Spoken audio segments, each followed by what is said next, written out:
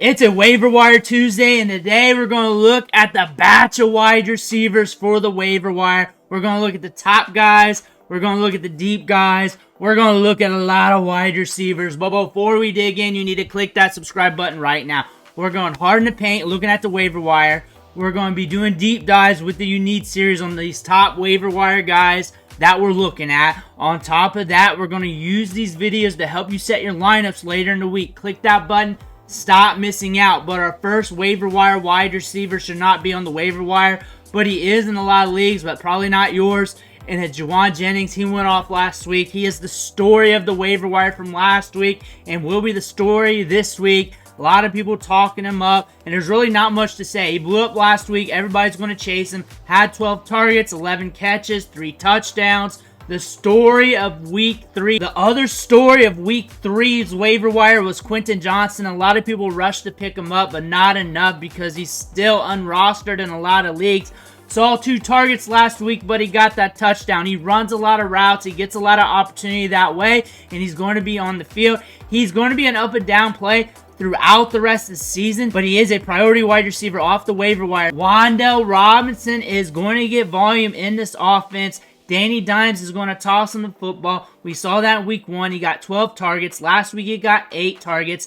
He's going to get the workload. He's going to be up and down with fantasy production because it's the Malik Neighbors show, and it's Danny Dimes tossing the rock. His average depth of target's very low, but he's going to get targets. He's going to get opportunity, and I bet you he's going to be on the waiver wire, off the waiver wire, on and on throughout the rest of the season because he's going to get workload, but that ADOT's going to push it down. But he's going to have moments where he splashes. Darnell Mooney is getting good volume in this offense, and the Atlanta Falcons are going to be in good game scripts. Last week, he got 8 targets. The week prior, he saw 7. Had almost a 30% target share in week 3 against the Chiefs. Ran a lot of routes, and he's on the field a lot. That being said, he's getting good opportunity, and all it takes is the right matchup. He's not the first option in the offense, obviously, so there's going to be some spike weeks out of him. There's going to be low points out of him, but right now he's starting to be very steady. DeMario Douglas is back. He saw a 37.5% target share last week, and last year he was one of those players that was in the waiver wire videos every single week because he got a good target share. He was getting a good number of routes every week, and he was getting workload, but wasn't scoring enough in fantasy production for a lot of people to go after him.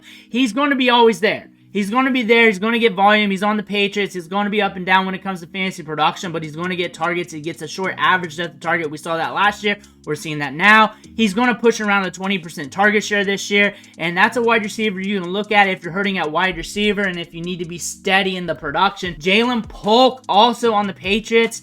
He's getting a little bit of run. He ran 17 routes in this matchup, and you're not liking the fantasy production right now, but he was second in routes ran among wide receivers on the Patriots. Something to know. Second round wide receiver with some juice here, and it could be a ramp up middle, later part of the year, next year, when he starts to see more production. So pay attention to him. Don't pick him up unless you're in a deeper league. Rashid Shaheed is not rostered in all leagues, but he's a guy that's going to give you some spike weeks, and he's going to give you down weeks. He's going to hit once in about every 4 to 5 games like he did last year, but he got a 21 average depth of target last week, 21.7% target share. He should be rostered in all leagues with those workload metrics. Jalen Nailor's running a lot of routes. 100% of the routes ran in both weeks 2 and 3, getting workload and opportunity. He scored a touchdown in this matchup. He's getting workload. He has some upside with Jordan Addison out.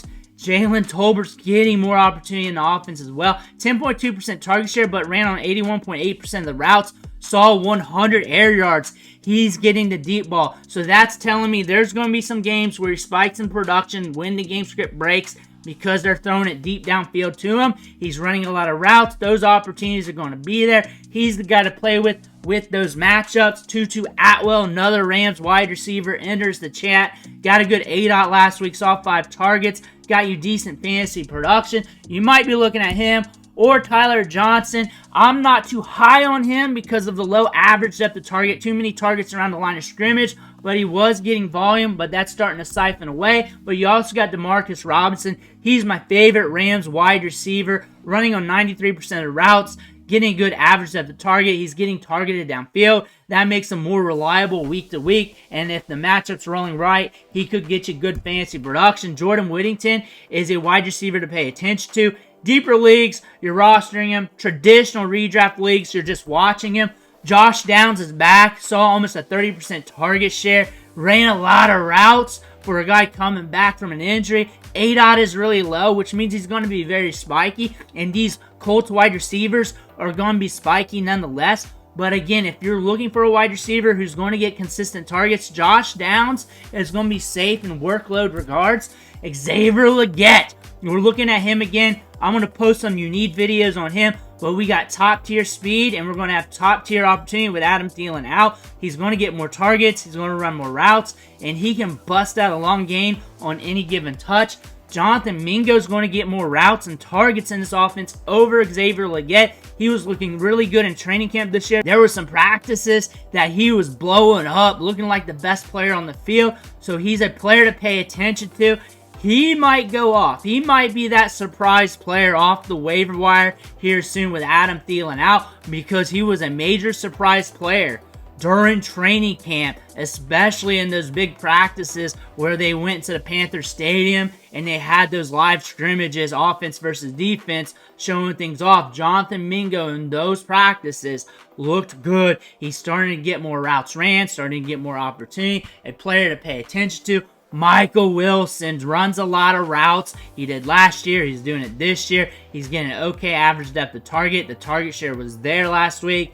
These Cardinals wide receivers are good, and it's going to be up and down with him and Greg Dortch, because Greg Dortch is going to have some games where he gets targets as well. Whenever you're hurting, you can probably pick up one of these wide receivers and pray to the fantasy gods, because they're working on the field. They're getting those routes ran. They're getting targets. It's up and down, and it's a toss-up whether one of those wide receivers hits. Romeo Doubs is a pickup off the waiver wire almost every week. Jordan Love's going to be back sooner than later. He is running a lot of routes in this offense, more than the other wide receivers. That means opportunity. Jaden Reed's rostered. Romeo Doubs might be on the waiver wire. Look for him if you're looking to get a piece out of this offense. He's also getting targets deep downfield, which could lend to fantasy production. And on top of that, he's proven to be a spike week guy last year. So there is some upside with Romeo Doubs.